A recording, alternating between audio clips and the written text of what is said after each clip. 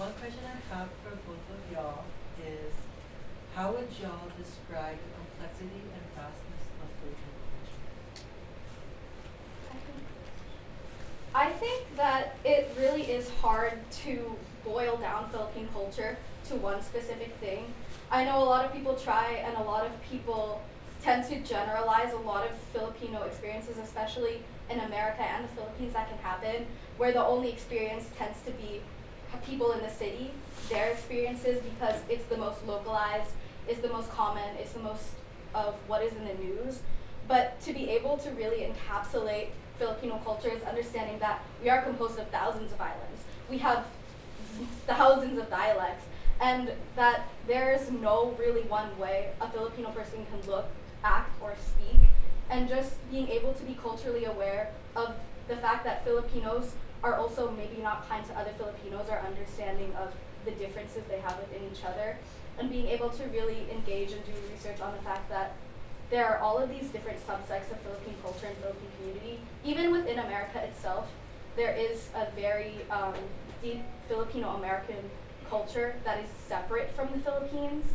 And I feel like if you can't acknowledge all those aspects and understand that it's impossible to encapsulate it in one specific way, then you lose the diverseness that Philippine culture holds. I agree with Jada. I feel like it's hard to just say like one thing is that one thing is that Filipino culture, because we're Filipinos are just spread out around all over the world, and to say like that one thing is Filipino culture and but the other thing isn't is really unfair. And I feel like because we've also been colonized for so long by so many different countries, that Filipino culture has changed a lot, like how people would like perceive it. But as long as you're able to learn all the different aspects that come with it, or you're willing to learn about it and you're interested in learning, I feel like that's what's important. Second question. So, Cultural Relations Director is a fairly new position. And with that being said, what foundation would you start with this position? I feel like definitely emphasizing the cultural workshops, which we've seen it in some of the Kappa events of this year especially, but not in the same degree as we could have with this role. And so what I want to start with the foundation of this is emphasizing more of like Filipino culture outside of just history and politics, but everything that it can encapsulate, like food, music, entertainment, everything really. And because I feel like while history and politics are important, what really captures in people in the beginning into learning about your culture is everything that's fun, everything that's like considered fun with it. And so even though like all those aspects might seem surface level to some, it's important that we also have that in order to bring in more people, to be interested in learning about our culture. I definitely agree with Carlene on that, because I feel like there are many different ways to engage different people, because different people will have different interests. And I kind of wanted to be able to collaborate more with other executive board members in order to find kind of the position or what I want to do exactly with it, because I do have plans specifically to collaborate more with Kappa CD and to be able to create events during the PAM season, but also focus on a lot of external organizations and how they do have other events too. Like I know there are even events that USF has promoted. Like there was a book talk on Zoom about a book that was written by a Filipino American author on the decolonization of Filipino food and decolonizing food. And I feel like keeping in mind more people's interests and being able to make that broader is something I definitely want to do. But what I primarily wanted to focus on is the aspect of community within culture and being able to bring people together, but also the more political aspect of it, because that is something that personally I'm interested in, and I think there's a lot of ground to be able to collaborate with Kappa CPD.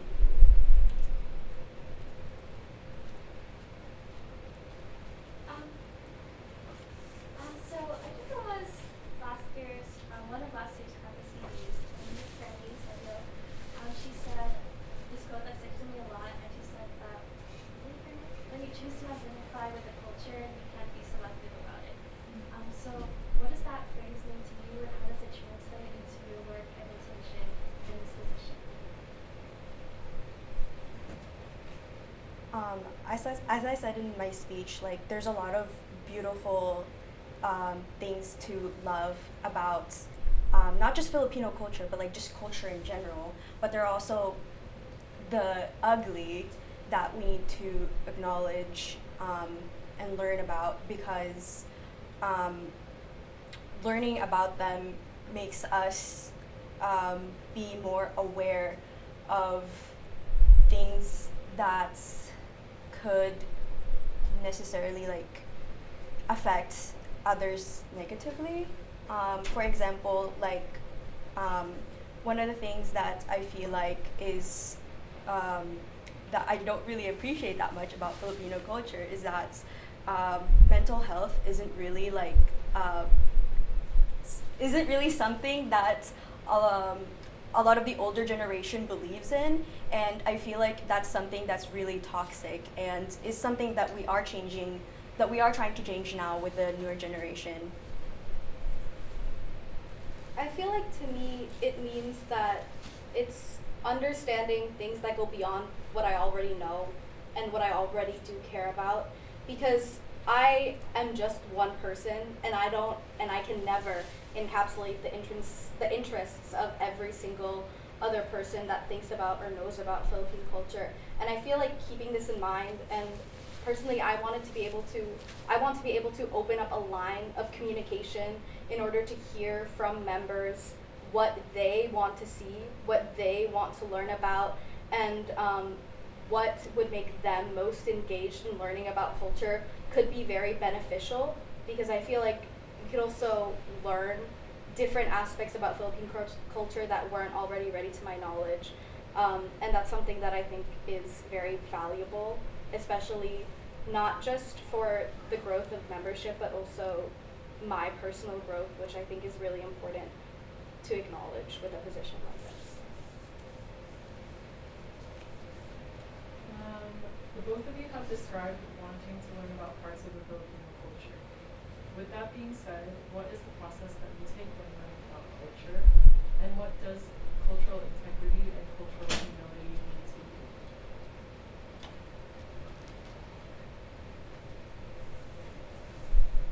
Personally, when I learn about culture, it starts off small for me, and then it tends to bleed out into larger aspects.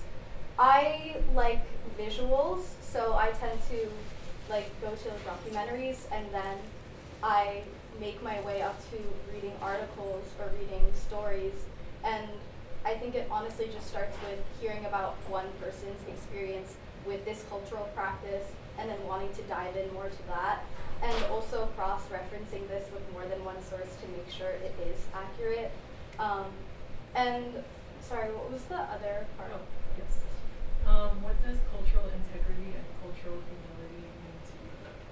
And I think in terms of cultural integrity and humility is making sure that, like, in terms of explaining it and relaying information to other people, that I don't damper the cultural integrity and I don't miscommunicate something that's very important to other people or something that people do in their day-to-day. I don't want to ever discredit a practice just because I couldn't fully understand it or I don't do it myself. And I feel like a lot of care and research needs to be put into something before truly being able to relay that information to someone else. One of my favorite ways of like learning about culture is just taking one thing that I'm interested in, learning more about it, and then teaching it to others. So one thing that I did in high school is I worked at this place that taught children how to cook food, and a lot of the foods that we used to cook were from a lot of different cultures and cuisines, and we learned a lot about like the process of like making this food, why it's relevant, and the and like why like some ingredients are used instead of another, and because it is part of their culture and their history, and being aware that although something might be obvious to you, it might not be obvious to others. These are children, so obviously like they know a lot of things, but you can't assume that they will know a lot. They know a lot of things, but you can't assume that they'll know everything about this one thing that you're teaching. And I want to practice cultural humility and integrity by making sure that although you're seen as the person who knows a lot more than these people that you're teaching, they might know more than you as well, and can also teach you things that you probably have never even thought of. And yeah.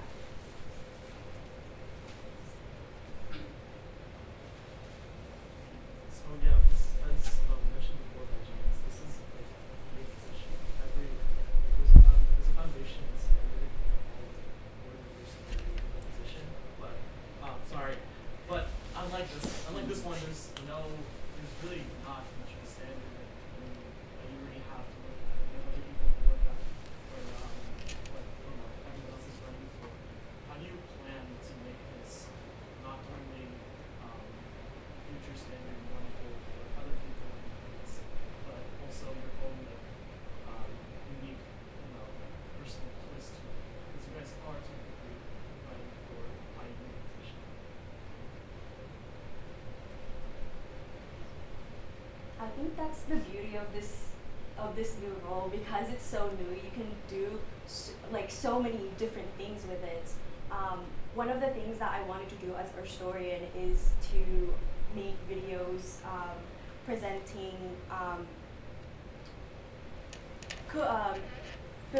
just cooking Filipino food, and I felt like I wasn't necessarily like able to do that. But with this position, I'm able to do so many projects that I've always wanted to do. Yeah, I feel like personally the first thing that I thought about was, wow, I have a lot of ideas. And I think it's kind of more personally for me being able to execute and narrow that down more than anything, and actually form this position into something that seems like an integrated whole. And I know the duties that I do have to do, which is like organizing dance troupe and being able to communicate with them, but also the planning of events. And I feel like the thing that I want to really set a foundation for is interconnectedness, and communicating that through culture, and being able to really actively listen to members through this culture so that they feel safe and welcome, and that there's no fear about, but can I learn about this? Should I know more about this? It's more like, even if you don't know, that's fine. We're all learning together. That's the kind of feeling I want to foster if I was to be elected for this position. Last question. The Cultural Relations Director and PCN Director positions were newly derived from the current Cultural Director position, also taking aspects from the Kapasiti position. Because of where this position came from, conflict and growing pains may arise between the three positions. How will you define Cultural Relations Director while working with the PCN Director and the Kapasitis? I feel like for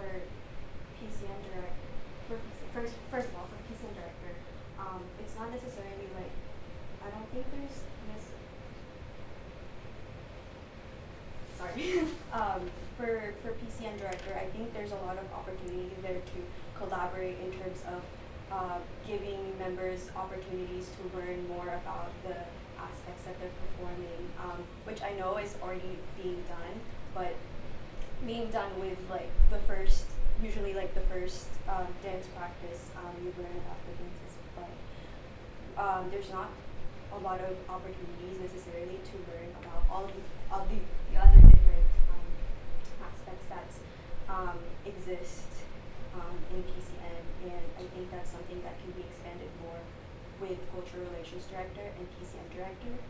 As for Kappa CD, there are a lot of the Kappa CD's events that can be done with the Cultural Relations Director, and I think like a conversation that I had before was that why is it necessary to have Cultural Relations Director if Kappa CD was able to do those events anyway? And I think it's already difficult enough to hold a whole pillar mostly by yourself. I mean, you have a lot of other board members, but Kappa CD, community and political co-directors. It's in the name, community and political pillars. So they're the ones that are most expected to hold that pillar. And for the longest time, they've also had to hold a lot of the cultural pillar as well. And by having the cultural relations director, they're able to support Kappa CD in holding this cultural pillar, so we have more opportunities for members to learn more about Filipino culture. I think that open communication with both the Kappa CD and PCN director is very important to ensure that they don't feel like I would be overstepping boundaries, and they also don't feel like I'm trying to take over events that they're supposed to be heading. Because personally, I would want to provide support in things that they would want help with and collaborate on many events that they couldn't do alone. Like the PCN director, while they're handling PCN, like Carlene said, they can't really put on events during that time because they're so busy. And I feel like I would want to be able to promote both events that they're going on, whether it's PAM and promoting that, or promoting the PCN season by also teaching different cultural aspects to other people, as well as I was thinking about collaborating with the community and political affairs co-directors on maybe cultural committee being able to aid in newscasts, because it is hard to really produce consistent newscasts alone as a committee, and I felt like collaboration on that front could be very helpful in order to get a lot of cultural information and also political and community information out to membership that is easily accessible, and also more short form content as well.